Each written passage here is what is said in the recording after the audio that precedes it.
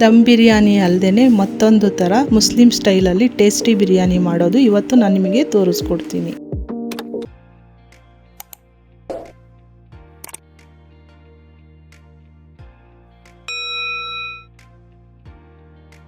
ನಾನು ಇಲ್ಲಿ ಒಂದು 20 ಲವಂಗ ತಗೊಂಡಿದ್ದೀನಿ, 2 ಇಂಚು ಚಕ್ಕೆ ಹಾಕ್ಕೊಂಡಿದ್ದೀನಿ, 3 ಟೀ ಸ್ಪೂನು ಶುಂಠಿ ಬೆಳ್ಳುಳ್ಳಿ ಪೇಸ್ಟ್, 1 ಕೊಟ್ಟು ಕೊತ್ತಂಬರಿ ಸೊಪ್ಪಲ್ಲಿ 3/4 ಭಾಗ ಕೊತ್ತಂಬರಿ ಸೊಪ್ಪು ಹಾಕ್ಕೊಂಡು ಈಗ ರುಬ್ಕೊಳ್ತೀನಿ. ಈ ಥರ ರುಬ್ಕೊಳ್ಬೇಕು. ಇದಾದಮೇಲೆ ನಾನು ಒಂದು ತಪ್ಪಲೆ ಇಟ್ಕೊಂಡು ತಪ್ಪಲೆ ಬಿಸಿ ಆದಮೇಲೆ 300 ಗ್ರಾಮ್ ಎಣ್ಣೆ ಹಾಕ್ಕೊಳ್ತಾ ಇದ್ದೀನಿ. ಒಗ್ಗರಣೆಗೋಸ್ಕರ ಸ್ವಲ್ಪ ಚಕ್ಕೆ ಮತ್ತು ಸ್ವಲ್ಪ ಲವಂಗ ಹಾಕ್ಕೊಳ್ತಿದ್ದೀನಿ, 4 ಏಲಕ್ಕಿ ಹಾಕ್ಕೊಂಡಿದ್ದೀನಿ. ಸುಮಾರು 300 ಗ್ರಾಮ್ ಈರುಳ್ಳಿ ತಗೊಂಡು ಉದ್ದ ಹಚ್ಕೊಂಡು ಹಾಕ್ಕೊಂಡಿದ್ದೀನಿ. 4-5 ಹಸಿಮೆಣಸಿನ್ಕಾಯಿ ಮಧ್ಯ ಸೀಳಿ ಹಾಕ್ಕೊಂಡಿದ್ದೀನಿ. ಮತ್ತೆ ಇದು ಗೋಲ್ಡನ್ ಬ್ರೌನ್ ಥರ ಹುರ್ಕೊಳ್ಬೇಕು. ಎಣ್ಣೆಯಲ್ಲಿ ಚೆನ್ನಾಗಿ ಫ್ರೈ ಮಾಡ್ಕೊಂಡ್ರೆ ಚೆನ್ನಾಗಿ ಬರುತ್ತೆ. ನಾನೀಗ ತೋರಿಸ್ತಾ ಇದ್ದೀನಲ್ಲ ಆ ಥರ ಫ್ರೈ ಮಾಡ್ಕೊಳ್ಳಿ. ನಂತರ ರುಬ್ಬಿಟ್ಟಿರೋ ಮಸಾಲೆ ಹಾಕ್ಕೊಂಡು 2 ಟೀ ಸ್ಪೂನ್ ಖಾರದ ಪುಡಿ ಮತ್ತು ಅರ್ಧ ಟೀ ಸ್ಪೂನ್ ಅರಿಶಿನದ ಪುಡಿ ಹಾಕ್ಕೊಂಡು ಹಸಿ ವಾಸನೆ ಹೋಗೋವರೆಗೂ ಚೆನ್ನಾಗಿ ಫ್ರೈ ಮಾಡ್ಕೊಳ್ತಾ ಇದ್ದೀನಿ. 300 ಗ್ರಾಮ್ ಟೊಮೊಟೊ ತಗೊಂಡು ಉದ್ದುದ್ದ ಹಚ್ಕೊಂಡು ಹಾಕ್ಕೊಳ್ತಾ ಇದ್ದೀನಿ. ಮತ್ತೆ ಅರ್ಧ ಕಟ್ಟು ಪುದೀನ ಮತ್ತೆ 1/4 ಕಟ್ಟು ಕೊತ್ತಂಬರಿ ಸೊಪ್ಪು ಉಳಿಸಿದ್ನಲ್ಲ ಮುಂಚೆ, ಅದನ್ನ ಈಗ ಹಾಕ್ಕೊಂಡು ಚೆನ್ನಾಗಿ ಎಣ್ಣೆಯಲ್ಲಿ ಫ್ರೈ ಮಾಡ್ಕೊಳ್ತಾ ಇದ್ದೀನಿ.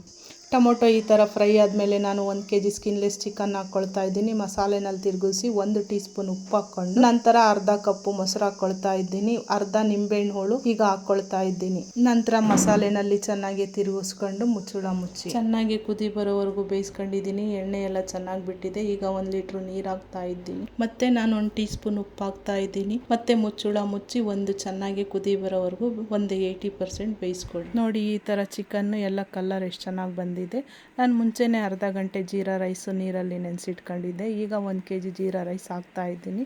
ಬೇಕು ಅಂದರೆ ರಾ ರೈಸನ್ನು ಹಾಕ್ಕೊಂಡು ನೀವು ಬಿರಿಯಾನಿ ಮಾಡ್ಕೊಳ್ಬೋದು. ಅಕ್ಕಿ ಹಾಕಿದ್ಮೇಲೆ ಜಾಸ್ತಿ ತಿರುಗಿಸೋಕೆ ಹೋಗಬೇಡಿ. ನಾನು ಇಲ್ಲಿ ತೋರಿಸ್ತಾ ಇದ್ದೀನಲ್ಲ ಆ ಥರ ತಿರುಗಿಸಿ, ಇಲ್ಲ ಅಂದರೆ ಎಲ್ಲ ಅಕ್ಕಿ ಎಲ್ಲ ಒಡೆದು ಬಿಡುತ್ತೆ, ಚೆನ್ನಾಗಿರೋದಿಲ್ಲ. ಈಗ ಈ ಥರ ಬೆಂದಿದ್ಮೇಲೆ ನೀವು ಮನೆಯಲ್ಲಿ ಒಂದು ಬಾಣಲಿ ಇರುತ್ತಲ್ಲ ಅದನ್ನ ಇಟ್ಬಿಟ್ಟು ಅದ್ರ ಮೇಲೆ ಬಿರಿಯಾನಿ ತಪ್ಪಲೆ ಇಟ್ಬಿಡಿ. ಮತ್ತೆ ಪ್ಲೇಟ್ ಮುಚ್ಚಿಬಿಟ್ಟು ಒಂದು ತಪ್ಪಲೆನಲ್ಲಿ ನೀರು ಹಾಕ್ಬಿಟ್ಟು ಅದು ಗಟ್ಟಿಯಾಗಿ ಮುಚ್ಚಿ ಆಮೇಲೆ ಇದೆಲ್ಲ ಅನ್ನ ಚೆನ್ನಾಗಿ ಅಳಕಳುತ್ತೆ, ಹೂವು ಥರ ಬರುತ್ತೆ. ಈಗ ರೆಸಿಪಿ ರೆಡಿ ಆಗಿದೆ ನೋಡಿ ಎಷ್ಟು ಚೆನ್ನಾಗಿ ಬಂದಿದೆ. ಮತ್ತೆ ಒಂದು ಸೈಡಿಂದ ಅನ್ನ ತಕ್ಕೊಳ್ಳಿ. ನಾನು ಯಾವ ರೀತಿ ತೋರಿಸ್ತಾ ಇದ್ದೀನೋ ಆ ಥರ ತಕ್ಕೊಳ್ಳಿ. ಮಧ್ಯ ಎಲ್ಲ ಚಮಚ ಹಾಕಕ್ಕೆ ಹೋಗಬೇಡಿ.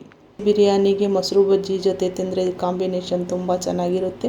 ಇಲ್ಲಾಂದರೂ ಪುದೀನ ಚಟ್ನಿನಲ್ಲೂ ತುಂಬ ಚೆನ್ನಾಗಿರುತ್ತೆ. ನಿಮಗೆ ಚಿಕನ್ ತೋರಿಸ್ತಾ ಇದ್ದೀನಿ ನೋಡಿ ಎಷ್ಟು ಸಾಫ್ಟ್ ಆಗಿದೆ. ಮತ್ತು ಈ ಥರ ಒಳ್ಳೆ ರೆಸಿಪಿಗಳಿಗೆ ನಮ್ಮ ಚಾನಲ್ಗೆ ಸಬ್ಸ್ಕ್ರೈಬ್ ಆಗಿ ಮತ್ತು ಲೈಕ್ ಮಾಡಿ, ಶೇರ್ ಮಾಡಿ. ಧನ್ಯವಾದಗಳು.